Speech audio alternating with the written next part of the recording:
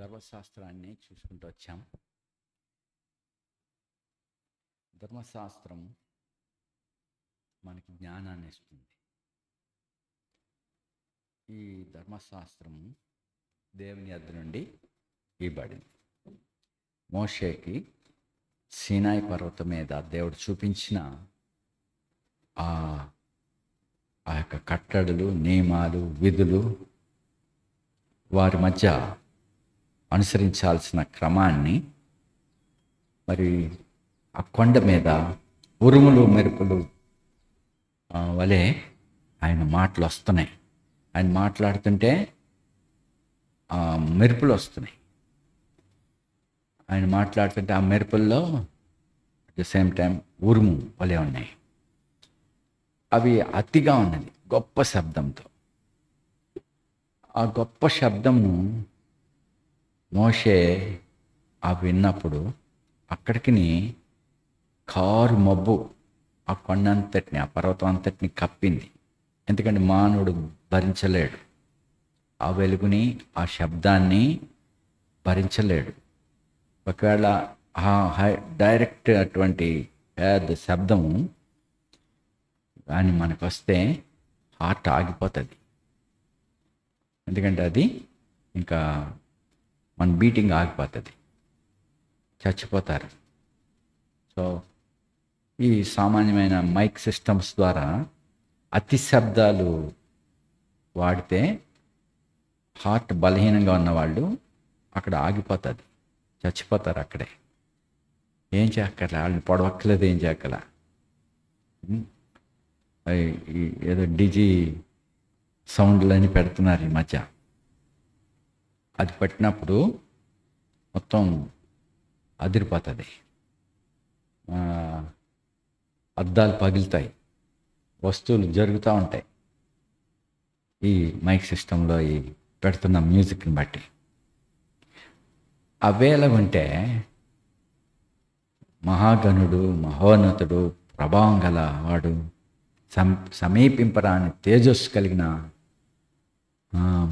దేవుడు, అగ్ని దేవుడు, మరి ప్రేమగల దేవుడే, కానీ ఆయన ప్రభావం అంత గొప్పది. మరి అది మనలాంటి ధూళి బూడిద లాంటివి మన కోసం ప్రత్యక్షం కావాలంటే ఆయన బాగా తగ్గిపోవాలి, చాలా తగ్గిపోవాలి.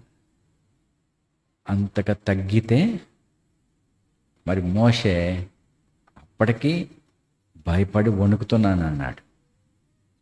సో అలాంటి రీతిగా దేవుడు సృష్టిని గురించి, తర్వాత దేవుని యొక్క కలుగజేసిన మనుషులు అభివృద్ధి పొందటానికి గురించి, తర్వాత వారు మార్గం తప్పిపోవటానికి గురించి, తర్వాత ప్రళయంలో నశించట, తర్వాత ఆ సమయాల్లో విధేయులుగా ఉన్న నోహు, అతని కుటుంబము, విధేయులుగా ఉన్న జంతువులు ఏ రీతిగా రక్షణ పొందినాయో ఇవన్నీ మరి మోషే ద్వారానే అరణ్యంలోని ఇశ్రాయేలీయులకి తక్కువగా చేయబడి వాళ్ళకి ప్రకటింపబడ్డాయి. ఇప్పుడు మోషే అని వాడు మాట్లాడితే అరణ్యంలో సైలెన్స్గా ఉంది, ఏ ఇతర శబ్దాలు లేవు. ఐగుప్తులో రథాలు, గుర్రాలు,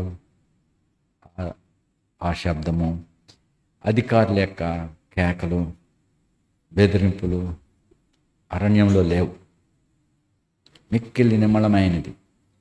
ఒక్కడు మాట్లాడితే అక్కడున్న 6 లక్షల మంది వినగలరు.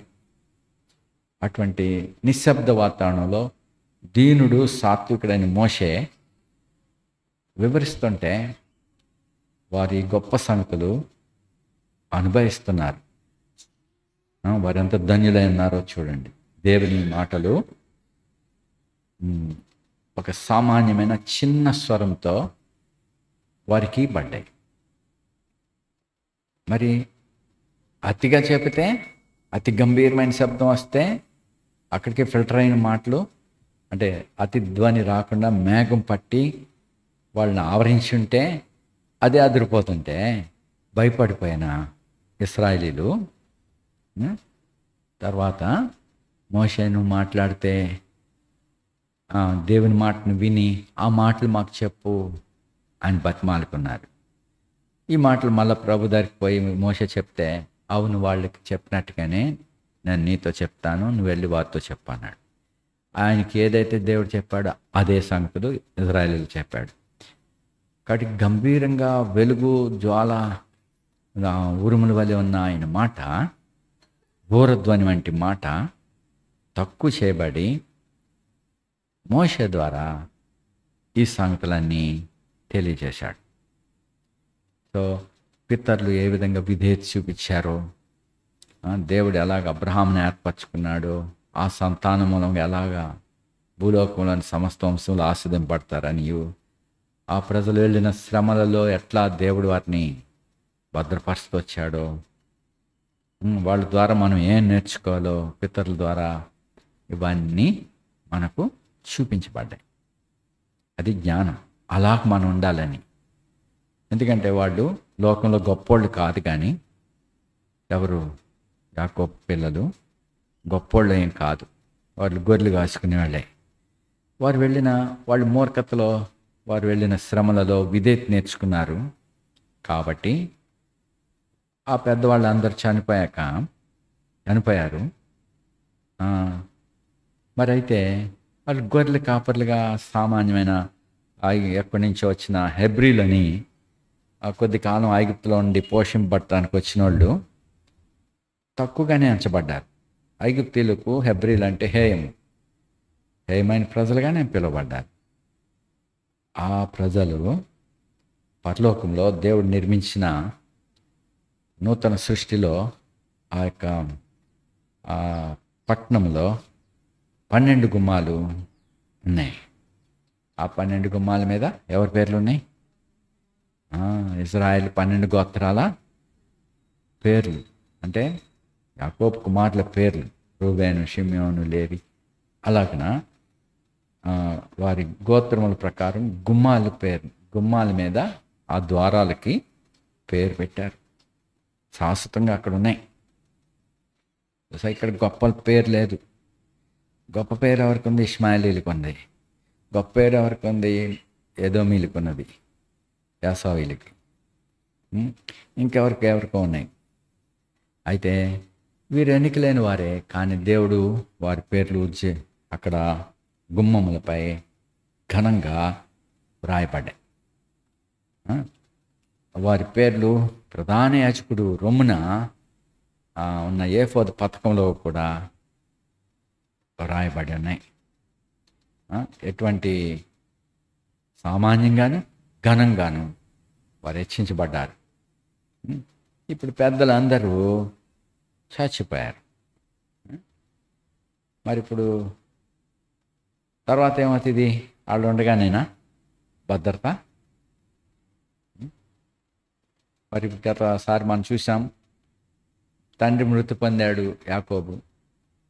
కొడుకులు అనుకున్నారు, ఒరే మనం చేసిన ద్రోహాన్ని బట్టి యోసేపు మన మీద పగపడతాడేమోరా, నాన్న బతుకున్నంతసేపే మనల్ని ప్రేమగా చూస్తాడు, నాన్న వెళ్ళిపోతే మన పరిస్థితి హింసలు గుండా వెళ్ళాల్సి వస్తుందేమోరా అని అనుకుంటా ఉండినారు. మరి తండ్రి చనిపోయాక ఇంక పుట్టి బయటపడుతుంది. ఇంకా ఎప్పుడు మీద పడిపోతాడు అని భయపడి కౌరెట్టి, మీ తండ్రి చావక మునుపు నీ తండ్రి దేవుని దాసుల అపరాధాన్ని క్షమించమని చెప్పమన్నాడు యాకోబు అని నాన్నగారి పేరున ఎవరినో పంపించారు వారు. అయితే యోసేపు సాధించేవాడు కాదు. యాకోబు లేకపోయినా యోసేపు ఉన్నాడు పోషించేవాడుగా. నేను దేవుని స్థానంలో ఉన్నానా ఏంటి నా ముందు సాగిలి పడుతున్నారు? మీరు దేవునికి నమస్కరించాలా? క్షమించేవాడు దేవుడు ఉన్నాడు. నేను కూడా ఏమీ ఉద్దేశించట్లేదు కీడు చేయటకై, మేలు కొరకు ఇవన్నీ జరిగినాయి అని ఆదరించి ప్రీతిగా మాట్లాడి నేను మిమ్మను మీ పిల్లల్ని కూడా పోషిస్తానని చెప్పాడు. తర్వాత తాను మొత్తం మీద 110 సంవత్సరాలు బతుకుతూ ఉండగా, అనగా వృద్ధాప్యం వస్తూ ఉంటే, మరి ఆ కాలంలో ఇంచుమించుగా వాళ్ళ పెద్దోళ్ళు కూడా రూబేను, షిమ్యోను, లేవి వీళ్ళ అన్నదమ్ములు అందరూ ఒక్కొక్కరు చనిపోయారు. మరి పెద్దోళ్ళు పోయాక ఎలా ఉంటుంది? యోసేపు చనిపోయాడంటే మరి ఈ ఐగుప్తీయులు మన మీద కీడు చేస్తారనే భయం వస్తుంది కదా. పెద్దోళ్ళు ఉండగా కొంచెం వాళ్ళు ఆగుతారు. మరి పోయాక మనకి ఇంకెవరుంటారు? అందుకే పితరులు చెప్పేశారు. యాకోబు చెప్పాడు, అబ్బాయి నేను వెళ్ళిపోతున్నాను, చనిపోతున్నాను, కానీ దేవుడు మీకు తోడే ఉంటాడు. చూడు 48 అధ్యాయం ఆదికాండం 21 వచనం యోసేపుతో అంటున్నాడు, మరియు ఇశ్రాయేలు అయినను ఎవరు ఉంటారు మీకు? ఇమ్మానుయేల్, దేవుడు తోడే ఉంటాడు. అలాగే మరి చావుకు మునుపు అలా చెప్పాడు. యోసేపు కూడా అలాగే చెప్పాడు. 50 అధ్యాయం 24.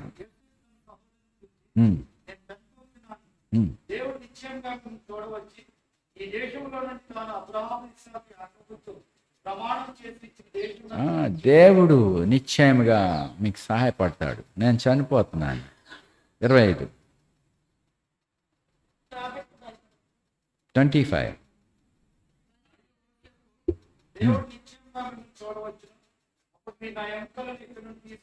దేవుడు నిశ్చయముగా మిమ్మల్ని చూడవచ్చు. లార్డ్ కెన్ విజిట్ యూ, మిమ్మల్ని చూడవస్తాడు, భయపడకండి.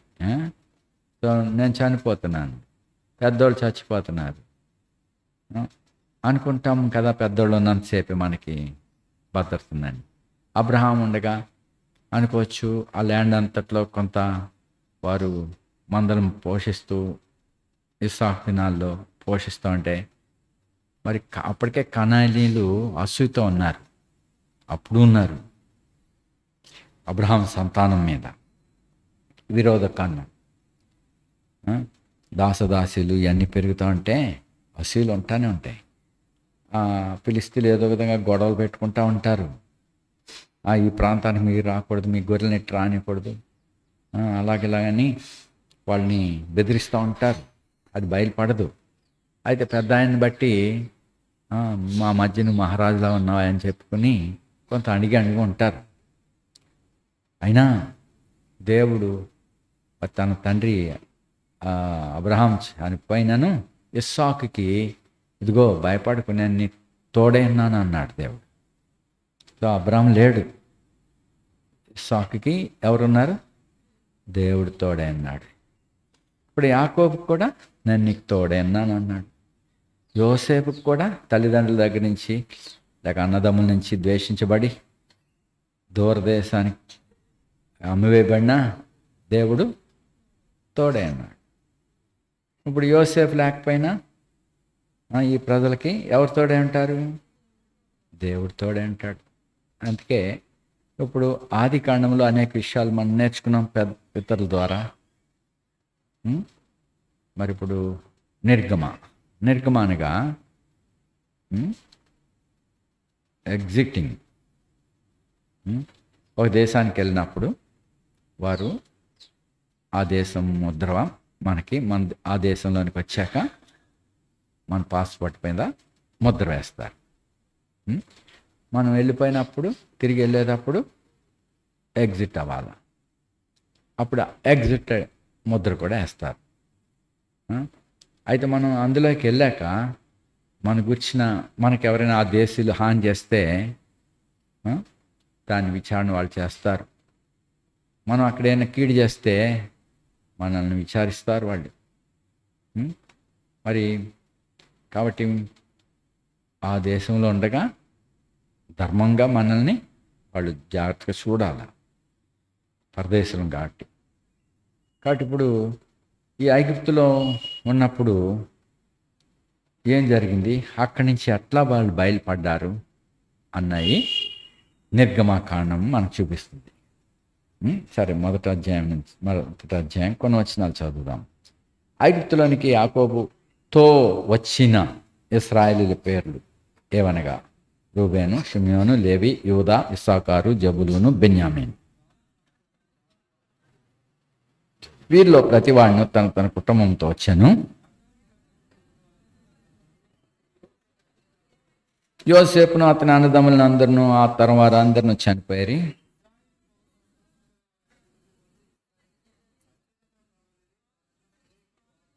అప్పుడు యోసేపు నేరుగాని క్రొత్త రాజు ఐగుప్తును ఏలనారంభించాను.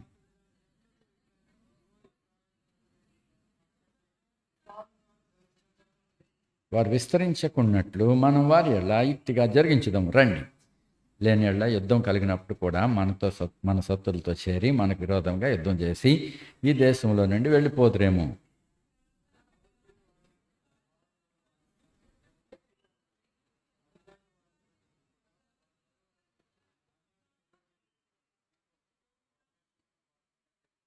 ఆయనను ఐగుప్తులు వారిని శ్రమ పెట్టిన కొలది వారు విస్తరించి ప్రబలిరి గనుక వారు ఇశ్రాయేలు ఎడల ఆశ్రయపడిరి.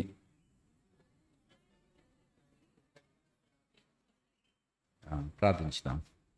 నమ్మకమైన దేవా, ఈ సమయాన్ని నీ వాక్యం ద్వారా మాతో మాట్లాడు. చదువుటకు మీరు ఇచ్చిన ధాన్యతను బట్టి ఉన్నాడు. ఇంత గొప్ప సంగతులు మీరు పలికిన మాటలు ఇప్పుడు మా చేతిలో ఉంచున్నావు. మేము నిర్లక్ష్య పెట్టకుండా వాక్యమైన దేవా, దేవుడు వాక్యమైనాడు కాబట్టి ఈ వాక్యాన్ని మేము నిర్లక్ష్యంగా తాకకుండా, మేము నిర్లక్ష్యంగా మాట్లాడకుండా సహాయపడము. అలాగే వినుటకు కూడా జాగ్రత్త అనుగ్రహించం. జాగ్రత్తగా వినుటకు సహాయపడండి. నీ సన్నిధి మేము కలిగి ఉంటకు కృప చూపండి. నీ జ్ఞాన వాక్కులు మాకు ఇవ్వండి ప్రభా. మీరే మాతో మాట్లాడుతున్నామని యేసుక్రీస్తు ప్రభువును ప్రార్థిస్తున్నాం తండ్రి, ఆమేన్. చూడండి, ఐగుప్తులోనికి వచ్చిన ఎవరితో వచ్చారు? యాకోబుతో. ఎన్ని ప్రాణాలు వచ్చినాయి? 70 ప్రాణములు. 210. 310. స్కోర్ అంటే 20. 3 20ల 60ని 10ని 70 ప్రాణాలు యాకోబుతో కూడా ఐగుప్తుకు వచ్చారు. వారి పేర్లు, వారి పిల్లలు వీళ్ళందరూ ఐగుప్తులో ఉన్నారు. యాకోబులోంచి వచ్చిన జనం ఇది. చూడు 5వ వచనం.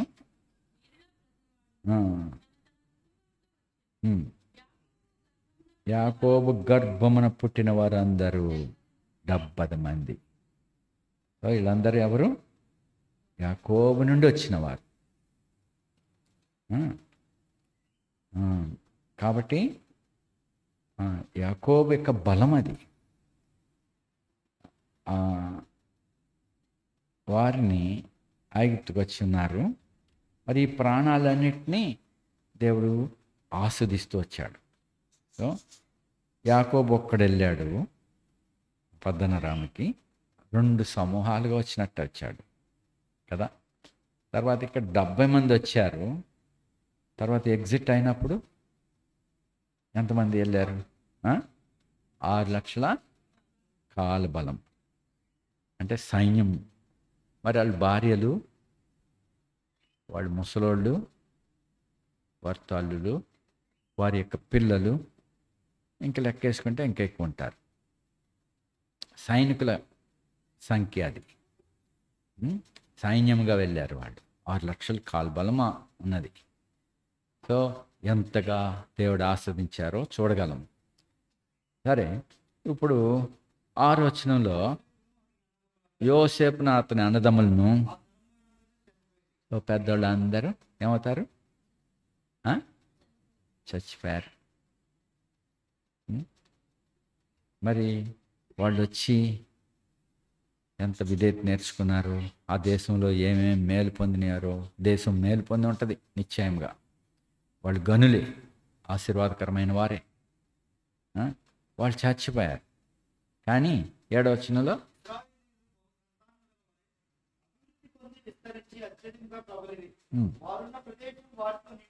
వాళ్ళు చచ్చిపోయారు, కానీ ఏమయ్యారు?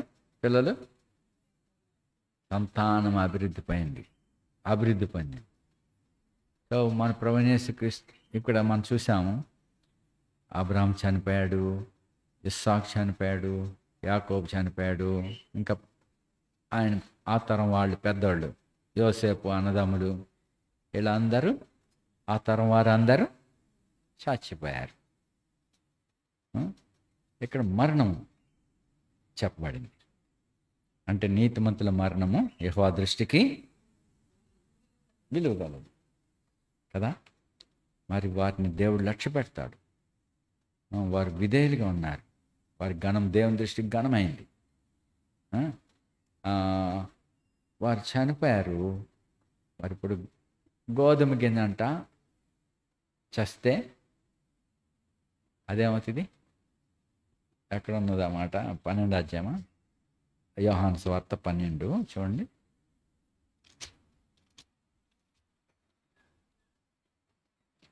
పన్నెండో అధ్యాయము 22వ వచనం.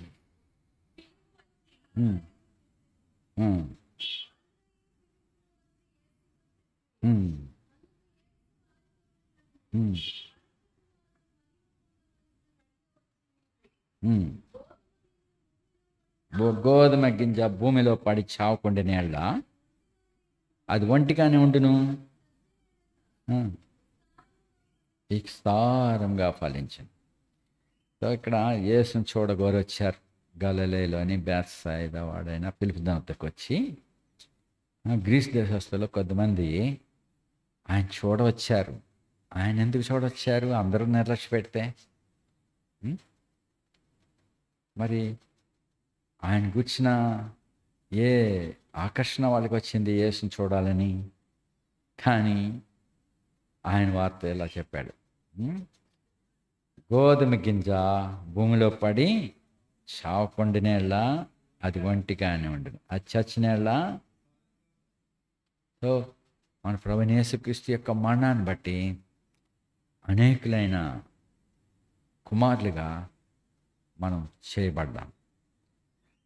మనలో తన కుమారునికి వచ్చిన స్వారూప్యం ఏర్పడింది. మనమందరం యేసుక్రీస్తుని పోలి ఆయన సమరూపంలోకి మార్చబడటానికి దూతలే ఆశ్చర్యపడతారు, ఏంటి వీళ్ళందరూ ప్రభువుని పోలి ఉన్నారు అని. వారు రికగ్నైజ్ చేయటం కూడా కష్టమవుతుంది, ప్రభువుని పోలి ఉన్నాము. సో ఆ విధంగా చేయటానికి మన ప్రభువైన యేసుక్రీస్తు మరణించినాడు. ఇక్కడ అబ్రహాం సంతానం, మరి పెద్దవాళ్ళు చనిపోయారు, కానీ ఆ సంతతి, ఆ సంతానం చూడు 1వ అధ్యాయం నరకమా, ఇశ్రాయేలీలు బహు సంతానము గలవారే. సంతానం, ఏ సంతానం ఇది? ఇజ్రాయేల్.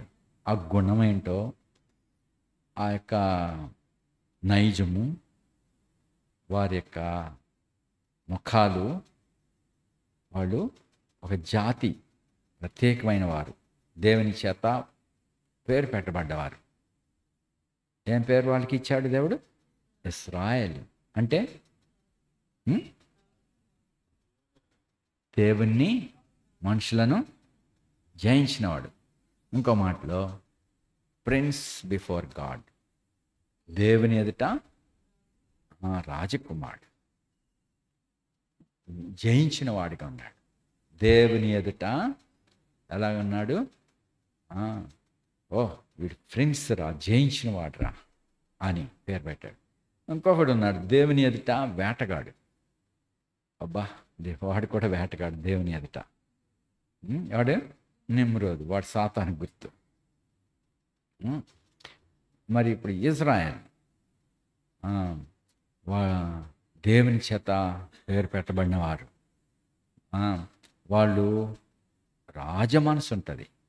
వాళ్ళ వలన ఎక్కడైతే ఉంటారో ఆ ప్రదేశం ఆశీర్వదింపబడుతుంది. అయితే లోకమంతా అసూయపడుతుంది. చూడండి, ఇప్పుడు ఐగుప్తులో ఉన్న ఈ ఇజ్రాయేలీలను వారు అభివృద్ధి పొందుతుంటే ఇప్పుడు రాను రాను ఏమైంది? 8వ వచ్చింది. అప్పుడు యోసేపును ఎరగని క్రొత్త రాజు. సో ఎరగలేదంటే నో నాట్, కదా. లేక నువ్వు ఆయన ఎవరో ఎరగరంట. ఎవరో ఎరగపోతే ఎలాగా? ఉం? యోసేపు చేసిన పని ఏంటి? ఆ? యోసేపు ఆ దేశానికి వచ్చి ఏం చేశాడు? ఏమేలు జరిగింది? ఆ? కరువు వచ్చింది కదా. కరువులో ఏం చేశాడు? లేకపోతే ఏమైపోదురు లేకపోతే ఆ? చచ్చిపోదురు. ఆ, కరువు వస్తే మొత్తం చచ్చి ఉండేవారు. చూడు 13 వచ్చిన 47 అధ్యాయం 13.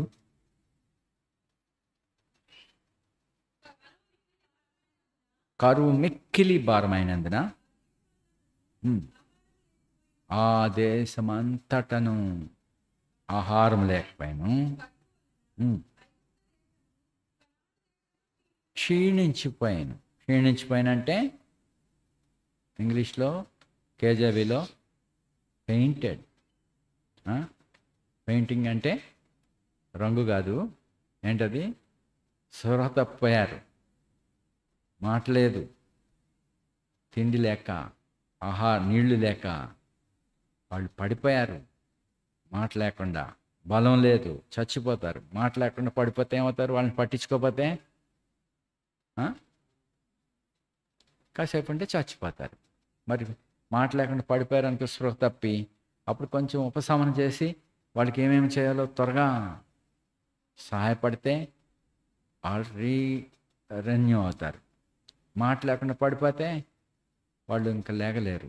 కాబట్టి మరి ఇప్పుడు అలాంటి పరిస్థితిలో వాళ్ళందరినీ ఏం చేశాడు? ఆహారం ఇచ్చి పోషించాడు, బతికించాడు. చూడు ఏమన్నారు 25, వారు నీవు మమ్మను బ్రతికించితివి. అంటే ఫెయింట్ అయిపోయిన వాడిని ఏం చేశాడు? చావకుండా బతికిచ్చాడు. మా మీద ఉండనిమ్ము అంటున్నారు ఏలిన వాణి. అయ్యా నీ కటాక్షం మా మీద నుంచి, నువ్వే బతికిచ్చావయ్యా మమ్మల్ని. ఇంకో మాటలో సేవ్డ్ అస్, రక్షించావయ్యా. నాశనం అవ్వకుండా, లేకపోతే పోయి ఉండేవారు. మరి ఇంత మేలు చేసిన వాడిని మర్చిపోతే ఎలాగండి? మరి ఎప్పుడైనా మర్చిపోవచ్చా అలా చేస్తే? మన దేశానికి, మనం ఈ ప్రాంతాలకి, మరి ముఖ్యంగా ఈ డెల్టా ప్రాంతాలు ఉన్నాయి కదా, ఆ మధ్య ప్రాంతాలు, 2 గోదావరిలకి మధ్యలో డెల్టా ఉంది. ఆ డెల్టా ఎదురు సముద్రం తూర్పు వైపున త్రిభుజాకారంలో ఉన్న ల్యాండ్, తర్వాత మన వైపున ఉన్న ల్యాండ్ ఈస్ట్ వెస్ట్. మరి ఈ ల్యాండ్స్ అన్నిటికీ మరి బ్రిటిష్ దేశం నుండి ఒక ఆయన వచ్చాడు. వ్యాపారం చేసుకుందామని, ఇక్కడ వ్యాపారం చేసి డబ్బు సంపాదిద్దామని ఆయన రాలే. ఆయన రక్షణ పొందినవాడు.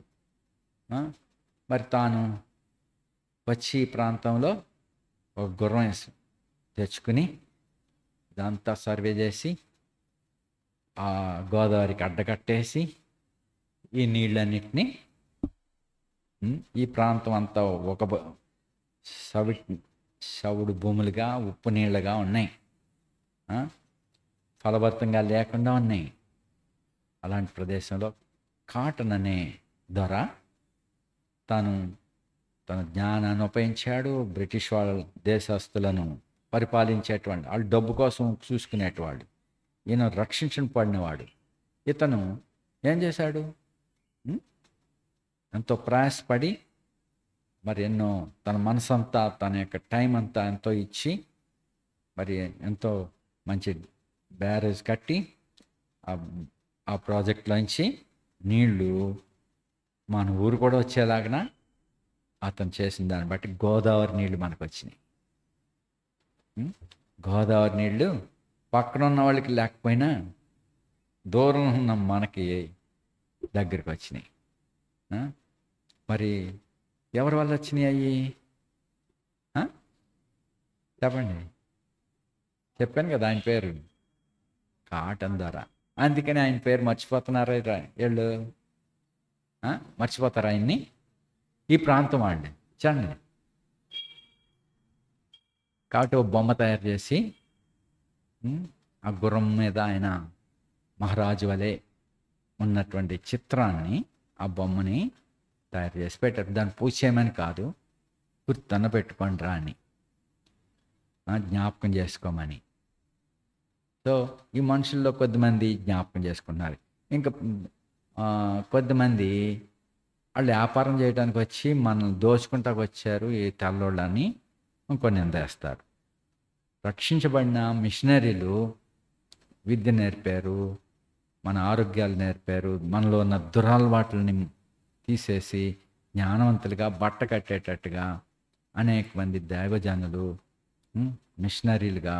వాళ్ళు బ్రిటిష్ వాళ్ళు జాతి అయితే అయింది, కానీ వారు ఈస్ట్ ఇండియా కంపెనీ వాళ్ళు కాదు. ఈస్ట్ ఇండియా కంపెనీ అంటే ఇంగ్లాండ్ నుంచి వ్యాపారం నిమిత్తం వచ్చి మనల్ని వశపరుచుకుని మన దగ్గర దోచుకున్నటువంటి రక్షణ లేని మూర్ఖులు వాళ్ళు, ఇంగ్లీష్ వాళ్ళు. వాళ్ళు నిందించవచ్చు. మన దగ్గర ఉన్న పత్తిని పట్టుకెళ్ళిపోయి ఆ షిప్పుల్లో వాళ్ళ దేశంలో బట్టలు పంపి మనకు అమ్మేవారు. మన దగ్గర ఖాళీగా వచ్చేస్తాయి కదా ఆ షిప్పులు. అక్కడి నుంచి ఖాళీగా వచ్చేటువంటి ఆ షిప్పులకి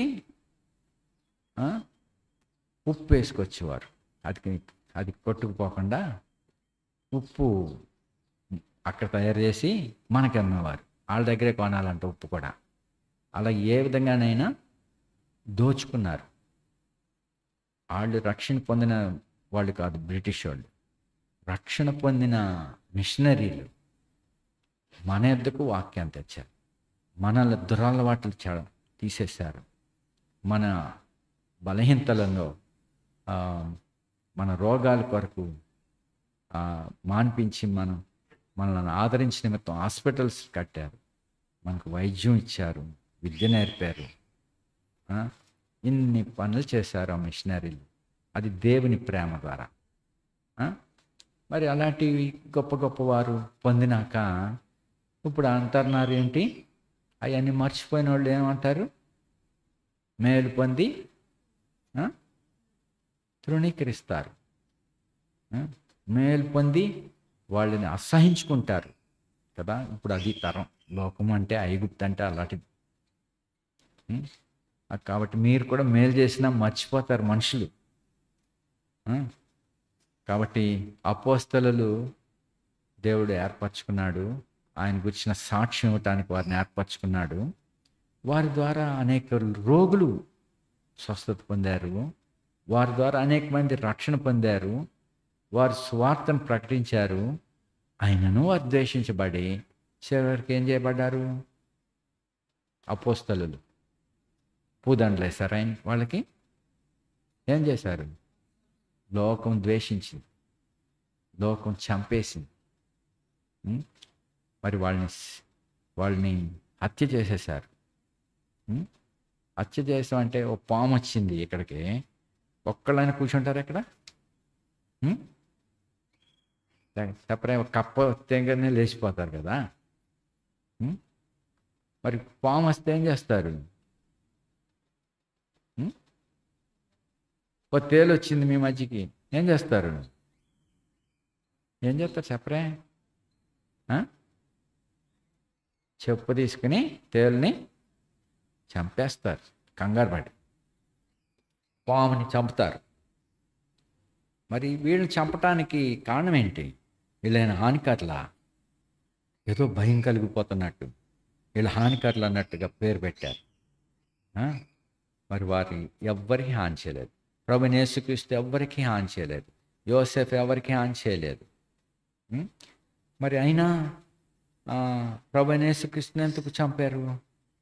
అది దేవుని ఏర్పాటు, మనందరి రక్షణ కొరకు అయిన ప్రాచిత్తము.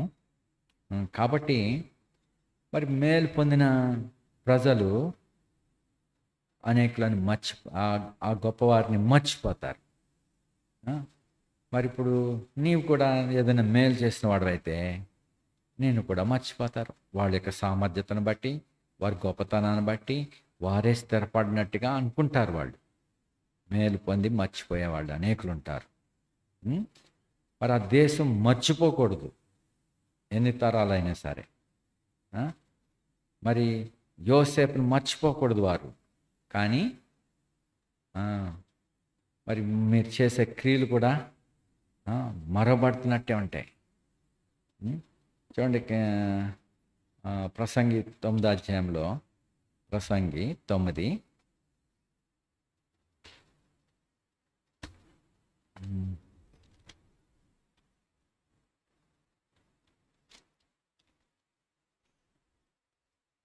9 అధ్యాయం 5వ వచనం.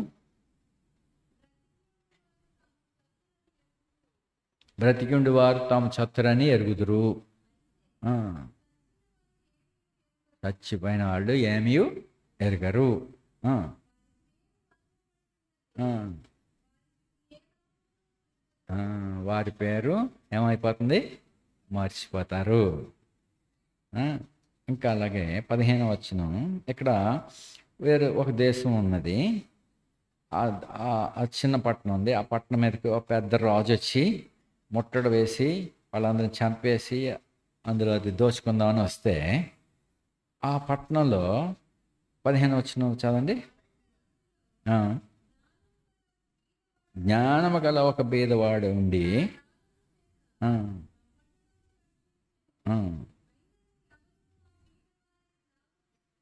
సో ఆ పట్టణం అంతా చావకుండా బతికున్నారు. వారు ఏది నష్టపోలేదు. మరి ఆ పిల్లవాడిని, ఆ బీదవాడిని ఏం చేయాలి వాళ్ళు?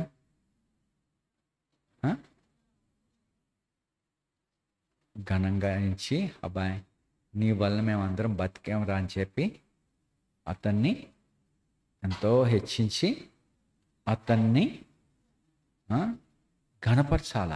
అతనికి ఏ భారం లేకుండా అందరూ కలిసి ఆయన్ని ఘనపరుచుకుని సుఖపట్టాలా. ఆ పిల్లోడు బట్టి నేను బతుకున్నాను రా అని చెప్పుకోవాలా. కానీ వాళ్ళు ఆ భేదవాన్ని జ్ఞాపకం చేసుకోలేదు. చూసారా? మరి ఇలాంటి లోకం ఇది. దేవుని బిడ్డ అలా ఉండకూడదు, మర్చిపోకూడదు. మరి దేవుని కార్యాల గురించి మరి మనుషులు మర్చిపోతారు, కానీ దేవుడు మర్చిపోడు కదా. హెబ్రీయులకు రాసిన పత్రికలో 6వ అధ్యాయంలో ఏమన్నాడు? 10వ వచనం, 6:10 మీరు చేసిన కార్యమును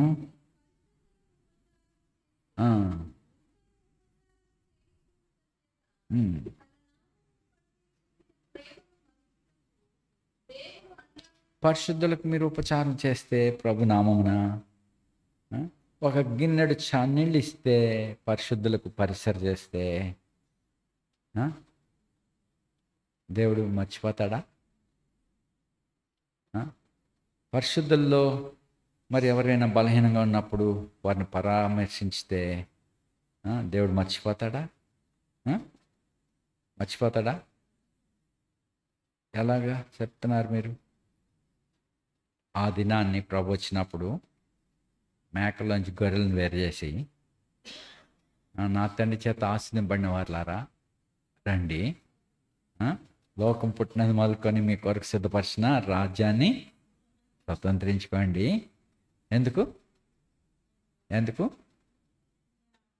నేను ఆకలి గొంటిని. సో కొన్ని మేలులు పొందుతారు ఒక్కొక్కరు. ఓ దేవుని బిడ్డ ద్వారానో, మిషనరీ ద్వారానో, లేకపోతే తోటి సహోదరుని ద్వారానో మనం మేలు పొందుతాం.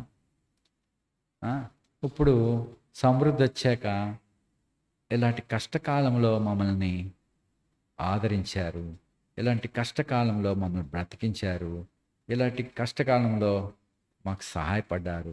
మర్చిపోతారు వాళ్ళ యొక్క హోదా, వాళ్ళ యొక్క స్థానాన్ని బట్టి మేము ఇంత పైకి వచ్చామా అని వారిలో వారు అనుకుంటూ మేలును మర్చిపోయేటవారు. కానీ ప్రభుని బట్టి మనం మేలు చేస్తే అది దేవుడు మర్చిపోడు. వీళ్ళు మర్చిపోతారు. ఎవరు మర్చిపోతారు? 37వ కీర్తనలో చూడండి.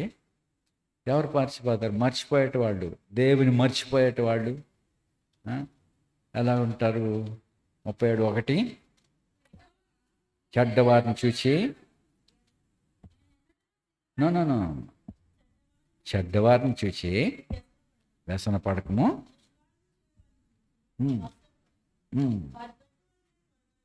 సో చెడ్డవారు వాళ్ళు మర్చిపోతారు. వాళ్ళు మేలు పొంది కూడా కృతజ్ఞత చెప్పరు. అయినా మత్సరపడవద్దు. వారు మార్కుదాం, వాళ్ళు చూడు ఒకసారి ఏమవుతారు? వాళ్ళు గడ్డి వల్లనే.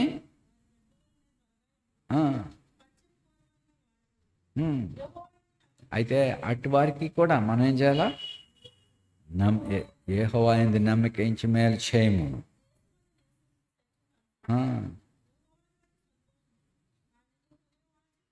సో దేవుని ప్రభువైన యేసుక్రీస్తు మేలు చేసిన వచ్చాడు. వాళ్ళు రాళ్ళతో కొడదామని రాళ్ళు ఎత్తితే తప్పించుకుని మార్గాన్ని వెళ్ళిపోతా ఉంటే పుట్టుగుడ్డోడు కనపడ్డాడు. సాధారణంగా మనం ఏం చెప్పుకోవాలా? మనం ఆయనతో ఉన్నాం అనుకో, ప్రభా చూడు వాళ్ళు ఎన్ని మేలు చేసావు నువ్వు, వాడు రాయెత్తుతున్నాడు చూడు, వాడు కూడా రాయెత్తేశాడు, అందరితో కలిసిపోయారు వీళ్ళు, పలానా వాడికి నువ్వు ఇంత సహాయం చేసావు కదా, వాడు చూడు, వాడి ముఖం చూడు, వాడి కళ్ళు చూడు, వాడి చేతులు చూడు అని మనం చెప్తాం, మనం కానీ ఉంటే. కానీ శిష్యులు కూడా ప్రభుని బట్టి అక్కడ ప్రభా వీడు గుడ్డివాడికి పుట్టడానికి వీడికి కన్నవారా అని అడిగారు. అంటే సాధారణంగా ఆ పరిస్థితుల్లోంచి బయటకు వచ్చేస్తూ వాళ్ళు ఎలా చేశారని చెప్పుకునేవలసిన స్థితి అది. కానీ అది వదిలేశారు. గుడ్డోడు ప్రభా వీడి గురించి ఏంటి, దేవుని మహిమ వీడిలో కనపడదు నిమిత్తం అలా జరిగిందని. సరే ఈ ప్రజలకు మేలు చేయకూడదని ఆయన వెళ్ళిపోయాడా? అక్కడ మేలు చేశాడు. కొన్నిసార్లు టెంపర్ వచ్చినప్పుడు, మన అనానుకూలమైన స్థితి మనకి ఏర్పడినప్పుడు చిరాకు పడతాం. బయట చిరాకు పడి వస్తాం, ఇంట్లో కూడా పిల్లల మీద, భార్య మీద, అందరి మీద చిరాకు పడతారు. మరి ఇప్పుడు యేసు ప్రభు ఆయన శిష్యులు చిరాకులో ఉండాలా? ఈ గొడవ, ఈ గుడ్డోడు ఉన్నాయి అని చెప్పి పోవాలా? కానీ మేలు చేయట్లో ఆయన ఇసుకాలేదు. ఈ ప్రజలకు ఏం చేయకూడదురా అనుకోలే.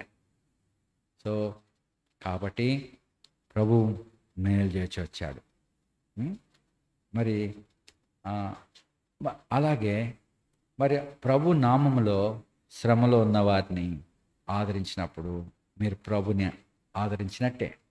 అపోస్తలుడైన పౌలు మరి బంధకాల్లో ఉండి నిందలు గుండా వెళ్తున్నాడు. ఆయన ఎందుకు బంధించారు, ఎందుకు ఆయన్ని అక్కడ నిందితుడిగా పెట్టారు? కొద్దిమంది ఆయన్ని ఎదిరించారు, అందరూ విడిచిపెట్టి వెళ్ళిపోయారంట. అందరూ ఆయన్ని విడిచి వెళ్ళిపోయారు. చూడు తిమోతి పత్రికలో 2 తిమోతి 1:15 ఆసియాలోని వారందరూ నన్ను విడిచిపోయిరి. ఇంగ్లీష్లో చదువు. 2 తిమోతి 1:15.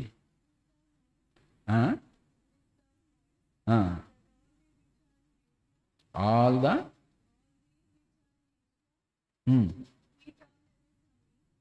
టర్న్ అవే ఫ్రమ్ మీ. ఇంకో మాటలో దే ఫర్సూక్ మీ, నన్ను మర్చిపోయారు, వాళ్ళు విడిచిపెట్టేశారు. వాళ్ళకి ఏం కీడు చేశారు? ఆసియాలో అడుగుపెట్టినది మొదలుకొని ఎన్నో బాధలు, శ్రమలు వచ్చినా కానీ వాళ్ళకి ఏదైనా ప్రయోజనకరమైనది ఏదైనా దాచుకున్నాడైనా అందరూ వెళ్ళిపోయారు, అందరూ విడిచిపెట్టేశారు. అయితే చదువు 16 వచనం.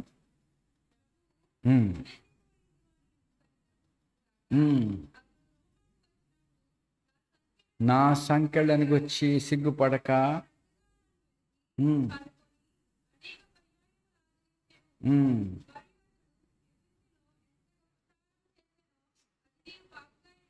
ఉమ్. ఆ దినం చూసా ఎక్కడ ఏ దినానికి ఏ దినం అది ప్రభు వచ్చినప్పుడు సదాకాలం ప్రభుతో ఉండటానికి మనకు సమయం వచ్చినప్పుడు ఉమ్, అప్పుడు అది రివార్డ్ ఇవ్వబడుతుంది. ప్రభు మర్చిపోడు. చూసారా? మరి ఆ దినాన్ని వాళ్ళు చెప్తారు. ప్రభు అంటాడు, నేను చెరసాల్లో ఉంటిని, నన్ను చూడొచ్చారు. చెరసాల్లోకి రానిస్తారా? దానికి పెద్ద పర్మిషన్లు తీసుకోవాలా, దానికి వెయిటింగ్ ఉంటుంది.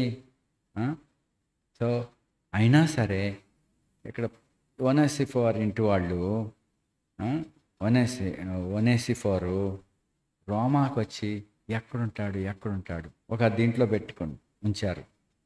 ఎక్కడది ఎత్తుకుంటా చాలా మరి వెతికి కనుగొని ఆ, మరి పరామర్శించాడు, ఆదరించాడు. వస్తూ మరి ఏమేం పట్టుకొచ్చాడో, మరి అక్కడ సైనికులు కాపలా ఉంటారు, వాళ్ళకు కూడా భోజనం ఈయన పెట్టాలి పౌలు. తర్వాత ఆయన చూడటానికి ఎవరైనా వస్తే వాళ్ళందరికీ భోజనం పెట్టాలా. మరి వీటిలన్నిటికీ పౌలు దగ్గర ఎక్కడ డబ్బు? ఉం? మరి ఈ ఒనేసిఫోరు మరి అలాగా పౌలు కొరకు ఏం పట్టుకొచ్చాడో, ఏం చేశాడో, సో అక్కడ సర్వైవ్ అయ్యేవాడు. ప్రభు ఆయన అక్కర్లను తీరుస్తూ ఉన్నాడు.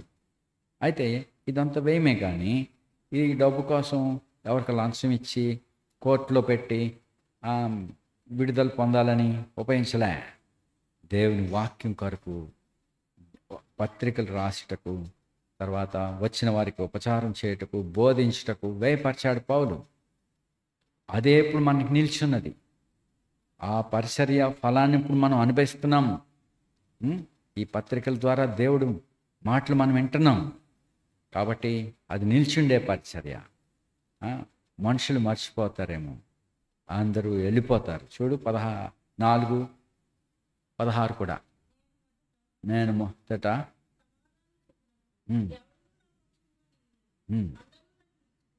అందరూ నన్ను ఇంగ్లీష్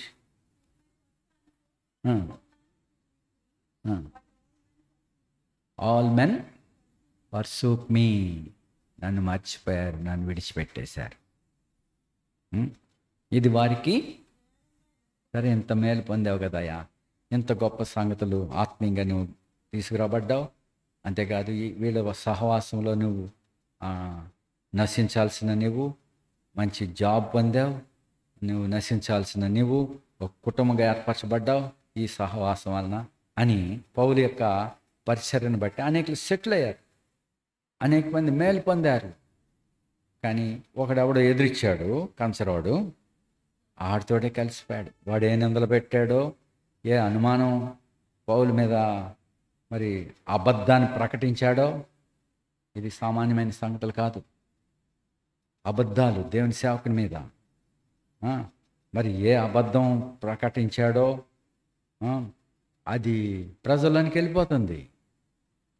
ఈ అబద్ధికులు, నిందలు పెట్టేటి వారు, ఒక నిర్దోషమైన దైవజన్ని అలాగా చెప్తే అందరూ అదే నమ్మారు. సో ఎటువంటి జనరేషన్ అది. కాబట్టి ఆల్ మెన్ పర్సూక్ మీ, అందరు నన్ను మర్చిపోయారు, ఇది వారికి నేరంగా ఎంచుకుండును గాక. అయితే ఎవరున్నారు ఆయనతో?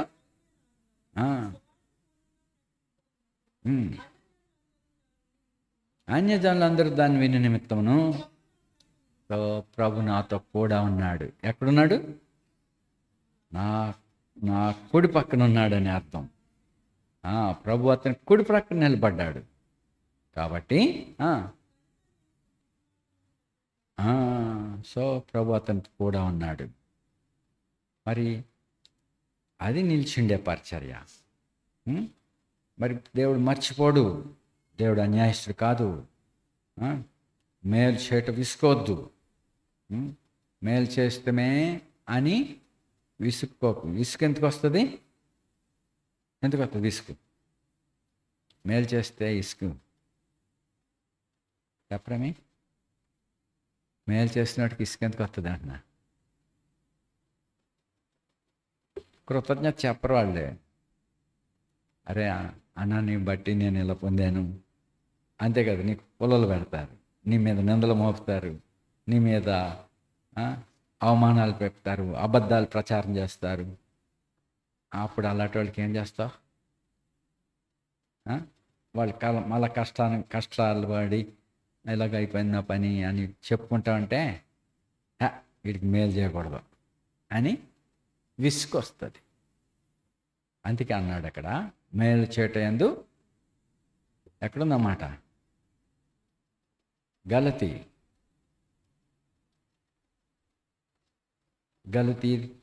5:9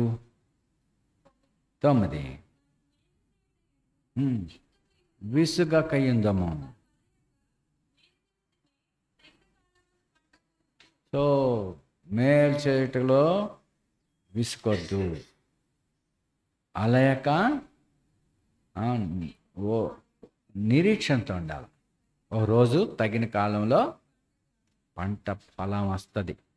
అది మీరు దేవుడు మర్చిపోడు. మొర్దెకై చేసిన మేలు 127 సంస్థానాలకు కలిగింది. ఆయన మీదకి వచ్చింది బాధ. ఆయనతో పాటు తన జాతి అంతటినీ నాశనం చేసేయాలని చట్టం వచ్చేసింది. ఇప్పుడు రెండు వైపుల బాధ.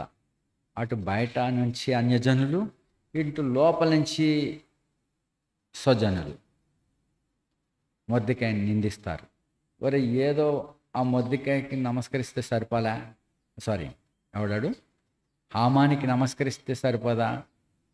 నీ వలన మా అందరికీ ఏమొచ్చింది? మా పీకలని నరికేయబడతాయిరా అని చెప్పేటువంటి యూదులు మని చెప్పుకొంచు యూదులు కానట్టు వారు, అంతరంద్రియములలో యూదులు కాదు. అలాంటి వారు మళ్ళా మొర్దెకైని నిందించే వారిగా ఉంటారు. కానీ దేవుడు మర్చిపోయాడా? రాజుకి నిద్ర లేకుండా చేశాడు ఇన్ ద డ్యూ టైం. సరే, హామాన్ అనేవాడు కీడు చేయటానికి ఉద్దేశించాడు.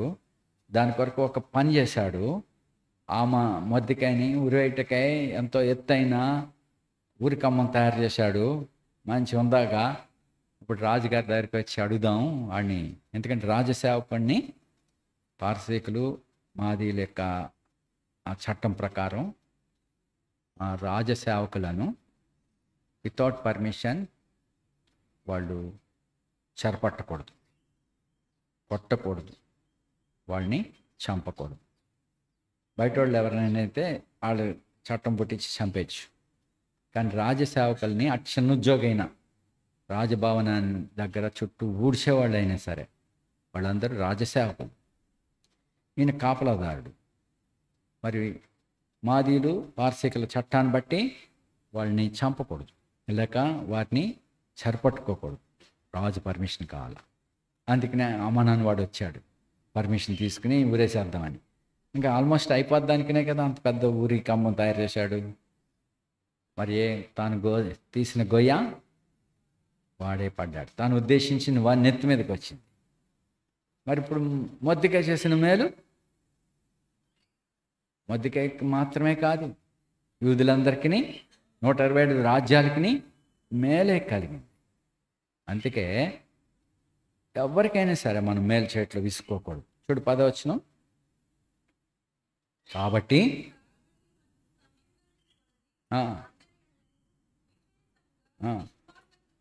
సో అందరి ఎడలను, అంటే దాంట్లో విశేషంగా విశ్వాస గృహమునకు చేరిన వారి ఎడలను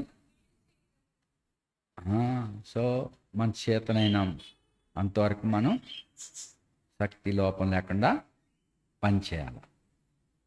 లోకస్తులు మర్చిపోతారు, మన స్వజనులు మర్చిపోతారు. మేము ఎలాగుంటిమి, మేము ఇలాంటి శ్రమలో ఉంటిమి, మమ్మలను పట్టించుకున్నారు, మమ్మలను పోషించారు, మా కోసం ఇది చేశారు అన్న విషయాన్ని వాళ్ళు మనకు పూదండేయరు, మర్చిపోతారు. Let them forsake. అయితే ప్రభు మర్చిపోడు. ఉం? ప్రభు నిమిత్తం మనం పనిచేసినప్పుడు ప్రభు మర్చిపోడు. తగిన కాలంలో పంట కోస్తారు. ఉం? ఆ దినాన్ని మీరు అనుభవిస్తారు. ఆ? మరి ఇప్పుడు ఆ, మరి ఇప్పుడు చూడు, పరిశుద్ధుల గురించి కూడా ప్రకటన 14లో, ప్రకటన 14 ఇక్కడ ఏం చెప్పాడు? 13.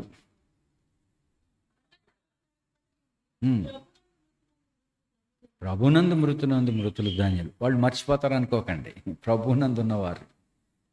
మరి ప్రభునందు లేనివారు లోకంలో మరవబడతారు. లేకపోతే వాళ్ళ పేర్లు ఇసుక మీద రాసిన ఏమంటారు, సముద్ర తీరంలో ఇసుక మంచి ప్లెయిన్గా ఉంటుంది, అక్కడ పేర్లు రాసుకుంటారు. ఒక లవ్ సింబల్ వేసి ఆ బాణం గుర్తేసి ఆ పిల్లోడు ఆ పిల్ల పేరు రాసుకుంటాడు. కాసేపు బాగానే ఉంటుంది అది. ఒక పెద్దలు వచ్చి కొట్టేస్తుంది, ఇంక పేరు మార్చిపోద్ది. అంటే కొన్ని రోజులు పేరులో ఉంటారు, తర్వాత వాడు ఎప్పుడో మరవబడతాడు. పరలోకంలో కూడా వాడు ఉండడు. వాడు ప్రభునందు లేని వారు అందరూ ధన్యులు కారు, వారు దురదృష్టవంతులు. ఈ లోకంలో అనుభవించి వాళ్ళ ఆస్తిని విడిచిపెట్టి వాళ్ళ పేర్లు దాని మీద వారి భూములకు పెట్టుకుని సముద్ర తీరం రాసుకున్న పేర్లు లాంటివి. అవి కొద్ది కాలం ఉంటాయి, పోతాయి. వారి భవనాలకు రాసుకుంటారు, వారు చేసిన ధర్మాలు చేసిన దానికి పెద్ద అక్షరాలతో రాసుకుంటారు. వాళ్ళు చేసిన దానికి 5 రూపాయలు ఇచ్చినా అక్కడ రాసేస్తారు. సో ఆ పేర్లు మాసిపోయేవి, దేవుని ఎదుట జ్ఞాపకంలోనికి రావు. అయితే ప్రభునందు మృతునందిన మృతులు ధన్యులని వ్రాయమని అది రాసిచ్చాడు మాట.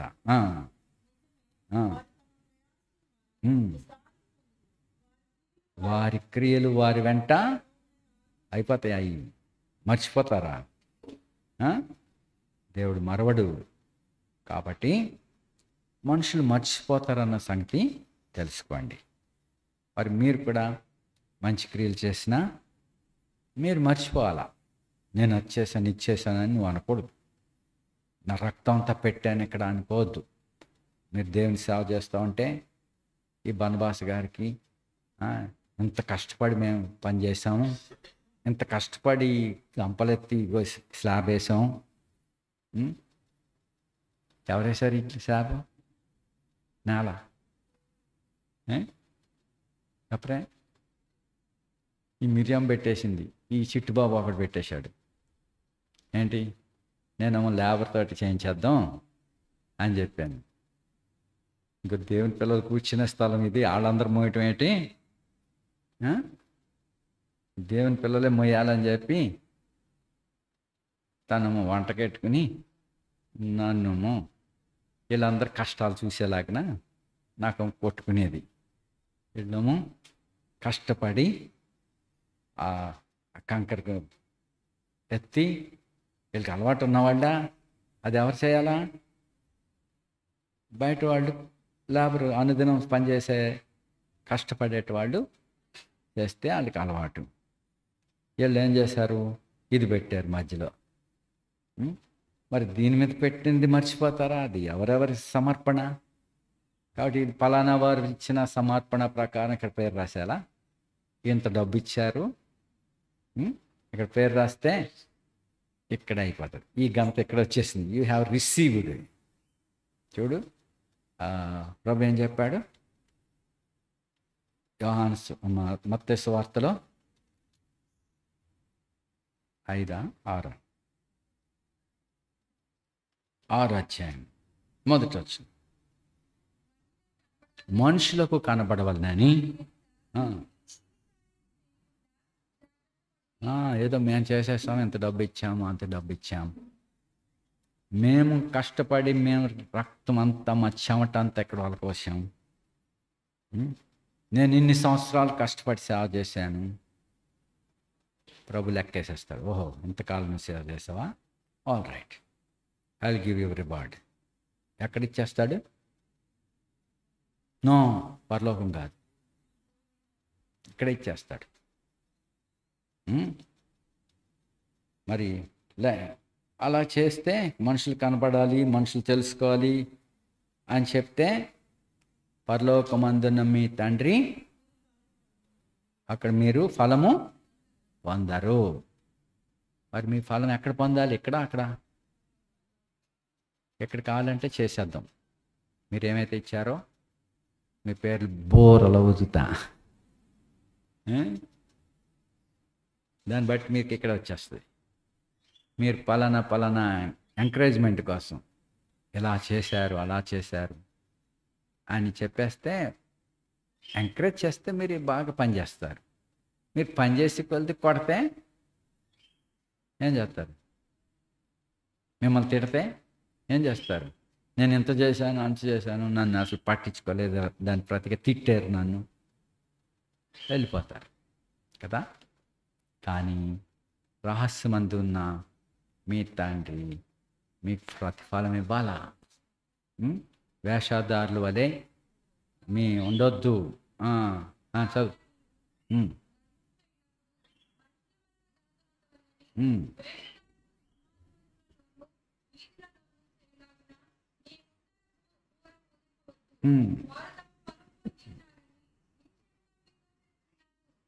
వారు తమ ఫలము ఆల్రెడీ వచ్చేసింది. ఎప్పుడైతే గనపరిచారో నువ్వు ఇలా చేసావని, పలానా వారు చేశారా, ఇంత ఇచ్చారా, సో అందరూ చాలా సమర్పించుకున్నావు, చాలా కష్టపడి పనిచేసావు, మోసారు అని చెప్పేసుకుంటే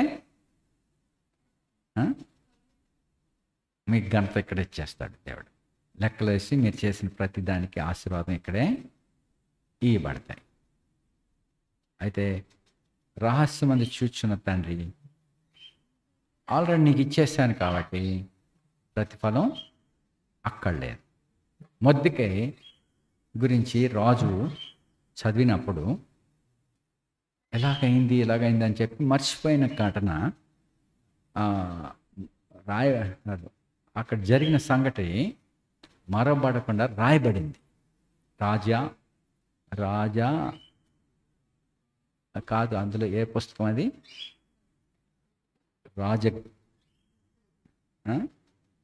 ఆ పుస్తకం పేరు సమాచార.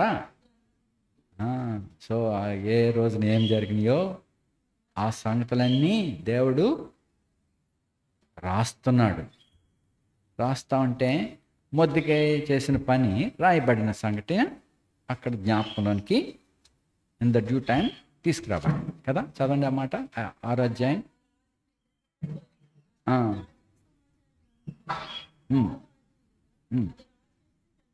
రాజు ఎదుట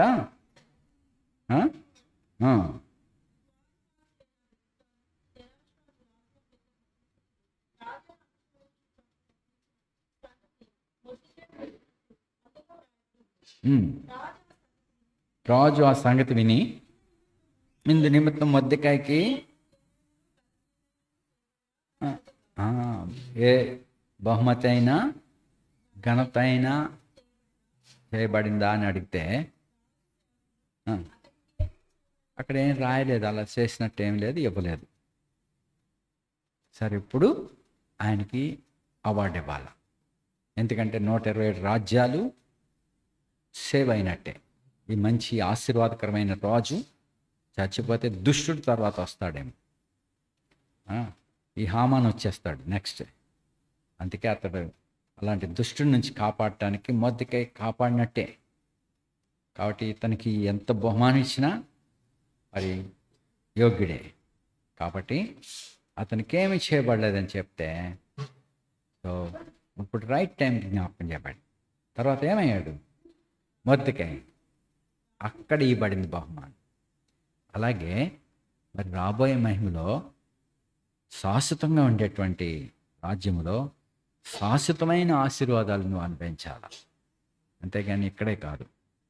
మరి ఇప్పుడు చేసిన వాళ్ళు ఏమంటారు?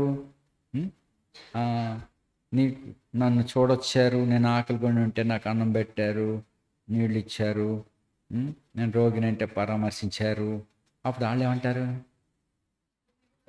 ప్రభా ఎప్పుడు నువ్వు రోగి ఏంటివి, నువ్వు ఎప్పుడు దిగంబరం ఏంటివి, మేము ఎప్పుడు చూసాము నిన్ను, అసలు నాకు గుర్తులేదే అంటే ఆ, ఆ,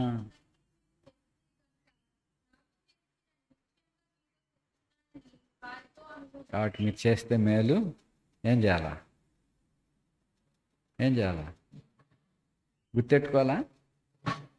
మీరు చేసిన మేలులు నేను ఇచ్చేసాను, నేను ఎప్పుడు ఇక్కడంతా చేశాను సేవ, ఎంతకాలం చేశాను, ఎంతకాలం చేపలు ఎత్తాను, ఎంతకాలం చెత్త ఎత్తాను, ఎంతకాలం బనవాస్ గారి కాలు నొక్కాను, మార్టిన్ గారి కాలు నొక్కాను, ఇదంతా బిల్డింగ్ అంతా నేనే కట్టాను. సో దేవుడు లెక్కేసి ఇక్కడ ఇచ్చేస్తాడు. ఆ దినాన్ని ఇవ్వడు. నేను వీళ్ళు రోగిగా ఉంటే నేను ఎంత చేశాను అంత చేశాను మర్చిపో. నీ కుడి చేతితో చేసింది ఎడమ చేతికి కూడా అలా ఉండాలి. మేలు చేసినా కానీ లోకం నుంచి లేకపోతే తోటి వాళ్ళ దగ్గర నుంచి నీకు ఘనత వస్తుందని ఎక్స్పెక్ట్ చేయొద్దు. పోన్లే వాళ్ళు మర్చిపోయారులే, కానీ ప్రభు జ్ఞాపకం చేసుకుంటాడు. కాబట్టి లోకం మర్చిపోతుంది. యోసేపు చేసింది వాళ్ళు ఏం చేశారు, యోసేపుని ఎరగని కొత్త రాజు, యెహోవాని ఎరగని కొత్త రాజు. ఎవడు యెహోవా, ఎవడు అతని మాటని మిమ్మల్ని పంపటాక అతను నేను ఎరగను. సో అంతటి మాటలు అంటారు వాళ్ళు.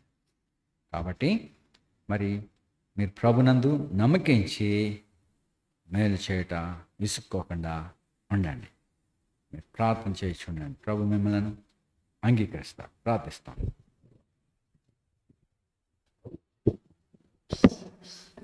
నమ్మకమైన దేవా, కృపగల తండ్రి, లోకము ఎలాగ మర్చిపోతుందో మాకు చూపించావు. లోకస్తులు కూడా మర్చిపోతారు, కృతజ్ఞత లేని వారిగా ఉంటారు. మరి మీరు మాకు ఎంతో మేలు చేస్తావు, నిన్నే మర్చిపోతున్నారు. తమను కొన్న ప్రభునే, తమను విమోచించిన ప్రభునే విసర్జించువారు అనేకులు ఉన్నారు. ప్రభా మరి మమ్మల్ని కనికరించము, నిన్ను మర్చిపోకుండా సహాయపడండి. ఇజ్రాయేలీలు కూడా ప్రభా తాము కష్టాల్లో ఉండి ఐగుప్తు బానిసత్వం నుంచి విమోచించబడి వారికి ఆ దేశాన్ని పాలు తేనెలు ప్రవహించే దేశంలో వారికి కట్టని ఇళ్ళు, నాటని తోటలు ప్రభా వారికి ఇచ్చి భద్రత ఇచ్చి ఆ దేశం వారికి స్వాధీనపరిచావు. వారి హస్త బలం కాదు, వారి బాహుబలం కాదు, నీ హస్తమే, నీ దక్షిణ హస్తమే వారికి ఆ విజయం ఇచ్చింది. ప్రభా వారు తిని తాగి తనసి వారు మిమ్మను విసర్జించారు, మిమ్మల్ని మర్చిపోయారు. ప్రభా వారే కాదు, మేము కూడా అనేక మార్లు నువ్వు చేసిన మేలును మర్చిపోయేట వారం, మేము ఎరగని వారం అయిపోయినాం. ప్రభు ఎవడో ఎరగని వారుగా అయిపోయాం. ప్రభా మమ్మల్ని కనికరించము, నిన్ను ప్రేమించుటకు, నిన్ను జ్ఞాపకంలో ఉంచుకుంటకు సహాయపడండి. నన్ను జ్ఞాపకం చేసుకుంటకే దించేయండి. కాబట్టి ప్రభా నేను మర్చిపోకుండా సహాయపడండి. ఈ సమయాన్ని ప్రభా నీ పిల్లలందరినీ భద్రపరచండి, మీరు ఆస్వాదిస్తుండండి. నీకు ఎల్లప్పుడూ కృతజ్ఞులుగా ఉండగలటకు సహాయపడండి. నీ నామాన్ని భద్రపరుస్తుండండి. నేను జ్ఞాపకంలో ఉంచుకుంటే ద్వారా వారు పునరుత్థాన శక్తి పొందగలరు, లేని ఎడల వారు విడవబడగలరు. కాబట్టి మీ ద్వారా మేము పొందిన ప్రతి మేలును, యెహోవా చేసిన ఉపకారములలో దేనిని మర్చిపోకుండా మా పాపములను, నా పాపం నుంచి విడిపించారు, మా పాపముల నుంచి విడిపించారు. ప్రభా సమాధి నుండి, రోగముల నుండి విడిపించేవాడు. ప్రభా పక్షిరాజు యవనం వలె యవనం కొత్తదగినట్లుగా చేయవాడు. కాబట్టి మీరు చేసిన ఉపకారాలు మరి ప్రభువైన యేసుక్రీస్తుతో కూడా కూర్చోబెట్టావు. కాబట్టి శాశ్వతమైన మహిమ కొరకు మమ్మల్ని పిలిచావు, పరిశుద్ధులుగా చేసావు. ఈ మేలులు మర్చిపోకుండా ఎల్లప్పుడూ కృతజ్ఞులుగా ఉండగలటకు సహాయపడమని ఈయన బిడ్డలందరినీ ఆశీర్వదిస్తున్నామని. ఇంకా సమాజంలో ఎవరైతే బలహీనంగా ఉన్నారో వారిని తాకండి. నెమ్మలగుండలో సోదరుడు ఎఫ్రాయిమ్ని కూడా తాకండి, సంపూర్ణమైన స్వస్థత ఇవ్వండి. ఏ భయం ఆందోళన లేకుండా సహాయపడండి. ఇంకెవరైతే ప్రభా మరి బలహీనంగా ఉన్నారో వారిని తాకండి, స్వస్థపరచమని నీకు అప్పగిస్తూ మా ప్రియ రక్షకుడు యేసుక్రీస్తు వారి అర్చనతో మనం ప్రార్థిస్తున్నాం తండ్రి. మన తండ్రి అయిన దేవుని ప్రేమయు ప్రభువైన యేసుక్రీస్తు కృపయు పరిశుద్ధాత్మీయ సహవాసం సదాకాలం మీకు తోడైండును గాక. ఆమేన్. Praise Lord. ఓ ఐజక్ హ్యామా హేర్. ఓకే, ప్రార్థన చేస్తాం. నమ్మకమైన దేవా, కృపగల తండ్రి, సమలో సోదరు ఐజక్ హేమను ఐక్యపరిచి ప్రభావాన్ని కుటుంబంగా చేశారు. వందనాలు. స్థిరపరచండి ప్రభు. ఈ సందర్భంలో వారు తెచ్చిన ఈ స్వీట్స్ని బట్టి కూడా వందనాలు. ఇవి కూడా అంగీకరించి పరిశుద్ధపరిచి ఆస్వాదిస్తుండమని, ఇన్ని బిడ్డలను స్థిరపరచమని, ఆత్మీయమైన కుటుంబంగా మీ సంఘంలో వారు ఏకమై ఉన్నారు, మీ శరీరంలో ఏకమై ఉన్నారు కాబట్టి స్థిరపరచమని యేసుక్రీస్తు ప్రభు నామమున ప్రార్థిస్తున్నాం తండ్రి.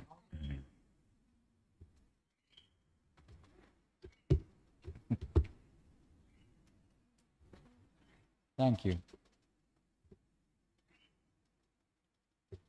Thank you.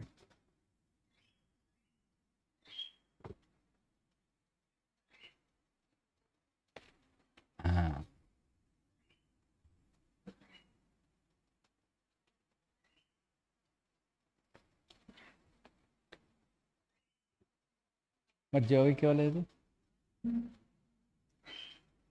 జోవికి ఇవ్వలే? అందరితో పాటు ఇస్తే అది